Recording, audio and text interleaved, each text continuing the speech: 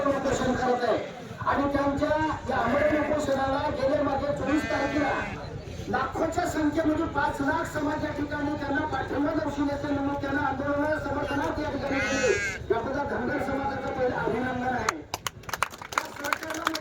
हे सरकार असेल मागचं सरकार असेल, हे सरकार या ठिकाणी काम करत असताना आपण जे सरकारला शिव्या देतो, सरकार हे सकारात्मक भावनेतून दिसत आहे, तरी आपण शिव्या घालण्यापेक्षा प्रेमाने त्यांचे मन जिंकून आपल्या पत्रामध्ये काय पडेल, आपल्या पत्रामध्ये एसटीचं आरक्षण कसं पडेल याची आपल्याला समाजाला या ठिकाणी विनंती करून आरक्षण आपल्या पत्रामध्ये पडून घ्यायचं आहे।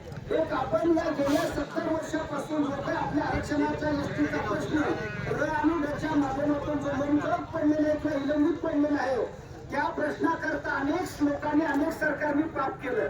त्याच्यामध्ये काँग्रेस सरकार होतं, राष्ट्रवादी सरकार होतं, शिवसेना सरकार होतं, अनेक सरकारांनी या ठिकाणी गेल्याचं या ठिकाणी म्हणून खाली दाखवलेला नाही। म्हणून सरकारला मग या सरकारला सुद्धा म्हणतोय 2014ला या सरकारने सुद्धा आपल्याला आश्वासन दिलेलं होतं, पण ते या ठिकाणी आपल्या पत्रात आतापर्यंत पडलेलं नाही। पण सरकारला माझी विनंती एकच आहे, किती दिवस फसवगिरी करणार? फसवगिरी करण्याला, खोटं बोलण्याला सुद्धा या ठिकाणी काही वेळेचं काही दिवसाचं माप असतं।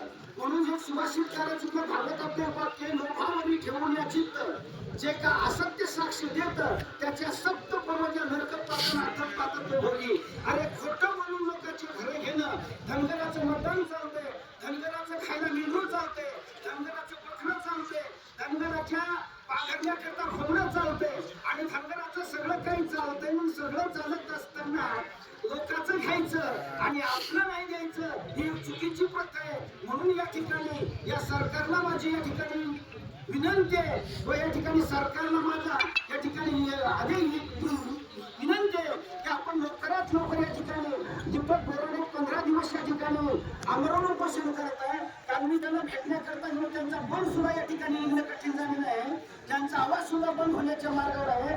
अशा दीपक बोराडे यांच्यात नाही सर्व धनगर समाजाच्या जमातीला जे धनगर समाज शेड्यामध्ये मिळून एका ठिकाणी त्यांच्या कान्या कोपऱ्यामध्ये डोंगरामध्ये पट्ट्यामध्ये विंचाला सर्पाला अनेक प्रकारे विषारी प्राण्याला सुद्धा घेता हे रात्रंदिवस समारोहाचा प्रसंग रात्रंदिवस या ठिकाणी संघर्ष करत आहे। अशा संघर्ष करणाऱ्या धनगर जमातीला हे तुम्ही सरकारचे धनगर समाज आहेत, आपण त्यांना धनगर समाजाला केवळ 95% मतदान धनगर समाजाचा त्यांना पडलेलं आहे। आता आपल्या या ठिकाणी मागची विधानसभा पाहिली तर मागच्या विधानसभेला धनगर समाजाच्या पोटावर या ठिकाणी आमदारांनी खासदार घेऊन आलेले, तरी पण या ठिकाणी त्यांना विनंती आहे आपण या ठिकाणी लवकरात लवकर धनगर समाजाचा प्रश्न सोडवा अशी विनंती तुम्ही माझ्या बोलण्यात पुढे